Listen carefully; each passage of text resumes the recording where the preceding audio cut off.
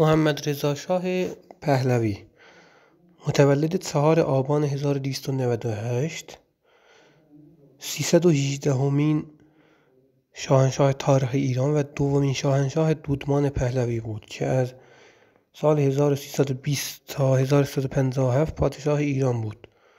او پس از پدرش رضا شاه در سال 1320 به پادشاهی رسید و با انقلاب 1357 از ایران رفت. انقلابی که پیرو آن نظام شاهنشاهی پایان یافت و نظام جمهوری اسلامی ایران تأسیس شد.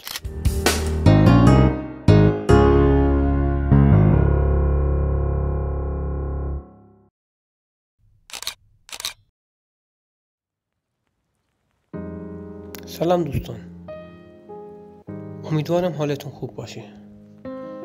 به کانال تاریخ نگار خوش اومدید. امروز هم با بخشی از زندگی نامه محمد رضا شاه پهلوی در خدمت شما هستیم. تو ویدیوی قبلی کلیات زندگی نامه محمد رضا شاه پهلوی رو گفتیم، ولی در این ویدیو به دوران کودکی و تحصیلی و نوجوانی محمد رضا شاه میپردازیم. امیدوارم که تا آخر ویدیو با ما همراه باشید. پس بی معطلی بریم سراغش. محمد رضا پهلوی در روز 4 آبان 1298 در خانه اجاره‌ای در محل دروازه گزین تهران با اصالت مازندرانی زاده شد. پدر او رضا شاه پهلوی و مادرش تاج‌الملوک بود. اصالت خانوادگی محمد رضا شاه از سوادکوه مازندران است. او در کتاب مأموریت برای وطنم اینچنین آورده که پدرم در سال 1256 هجری شمسی در استان مازندران که نزدیک دریای خزر هست پا به عرصه وجود گذاشت. او برخلاف پادشاهان قاجار که چنانچه گفتم از نژاد ترک بودن، از خانواده اصیل ایرانی بود و پدر و جدش در ارتش ایران با سمت افسری خدمت کرده بودند. جد او در یکی از جنگ‌های ایران و افغانستان از خود شجاعت و رشادت مخصوصی نشان داده بود و پدرش فرماندهی هنگی را که در استان مازندران وجود داشت عهده‌دار بود.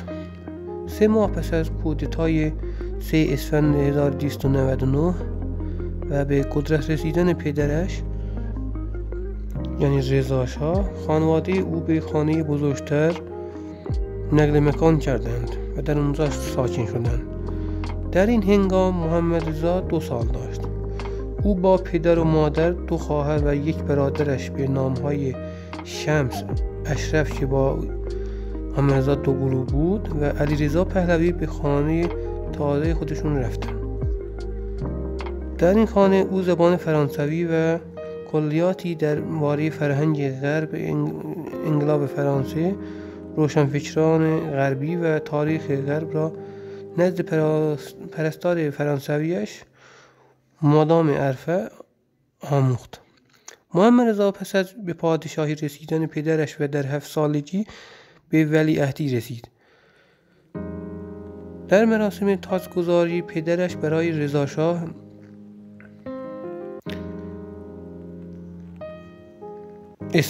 در مراسم تاجگذاری پدرش برای رضا شاه 1 تاج اختصاصی ساخته شد.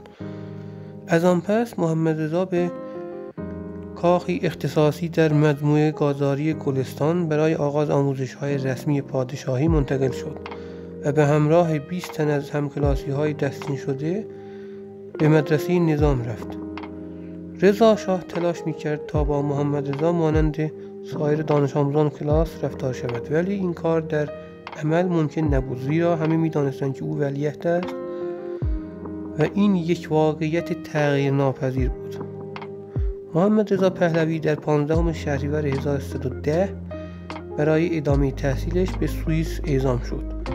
سوئیس به دقت انتخاب شده بود. این کشور غربی و اروپایی، ولی در اروپای سیاست‌زده آن روزها غیر سیاسی بود. خانواده‌اش او را تا بندر انزلی بدرقه کردند. کشتی بعد از 2 روز به باکوی آذربایجان رسید و در ادامه سفر محمدرضا و همراهانش با قطار و از راه لهستان و آلمان به ژنو در سوئیس رفتند و برای مدت 2 هفته در کنسولگری ایران در ژنو اقامت کردند. همراهان اصلی وی در این سفر علیرضا پهلوی، عبدالحسین تیمورتاش و پسرش مهرپور، علیاصغر نفیسی پیشکار ولیعهد و مستشارالملک آموزگار زبان فارسی ولیعهد بودند. با آنکه قرار بود ولیعهد در شهر لوزان در دبیرستان لروزه تحصیل کنه، ولی به علت ناهماهنگی در ثبت نام به مدت 1 سال در یک مدرسه کاملا معمولی تحصیل کرد. او در سال نخست در منزل یک خانواده سوئیسی اقامت کرد، ولی از سال بعد وی به دبیرستان لروزه منتقل شد. اگه تا اینجای ویدیو خوشتون اومده لطفاً لایک کنید و کانال رو برای حمایت سابسکرایب کنید. خب بریم برای ادامه داستان. دبیرستان لروزه از گران قیمت‌ترین مدارس جهان بود. دروس سخت و سنگین دبیرستان، آموزش اضافه زبان و ادبیات فارسی و سختگیری بیش از حد باعث شده بود تا محمدرضا از شرایط موجود ناراضی بشه. او وظیفه داشت که هر هفته برای پدرش نامه بنویسه و گزارش از وضع خود و برادرش علیرضا را به پدرش ارائه بده. در تهران این نامه ها را با تشریفات خاص به رضاشاه ارائه می دادند. شاه خود در کتاب مأموریت برای وطنم ادعا کرده است که بیش از بازگشت به ایران در سال 1936 میلادی موفق به دریافت دیپلم از مدرسه لروزه در سوئیس شده است. اما سوابق موجود در مدرسه نشان میده که محمدرضا شاه پس از دریافت دیپلم به گفته خودش به درخواست پدرش به دلایل سیاسی به ایران بازگشته است و تحصیلات در ایران ادامه داشته و دیپلم را به صورت کامل در سوئیس به پایان نرسونده. سوابق مدرسه لروزه محمدرضا را دانش آموزی بسیار خوب توصیف می‌کرد. اقامت محمدرضا در سوئیس 5 سال به طول انجامید. او در 17 سالگی از سوئیس به ایران برگشت و در دانشگاه افسری مشغول به تحصیل شد.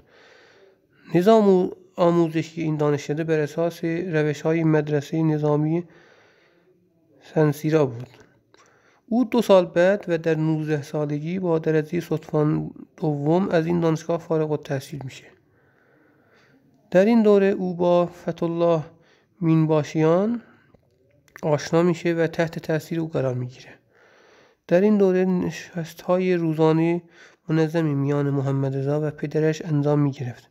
پس از فارغ التحصیلی او به مقام بازرسی کل ارتش شاهنشاهی رسید و علاوه بر آن رضاشاه به تدریج محمدرضا را حتی در تصمیمات مهم خود در امور جاری کشور دخالت می‌داد. او در بیشتر سفرها به گوشه و کنار کشور رضاشاه را همراهی می‌کرد و کنارش بود. محسن صدر با ذکر خاطره‌ای نشان میده که رضاشاه به توصیه‌های محمدرضا گوش میداده و به اونا تا حد امکان عمل میکرده. خب داستان ما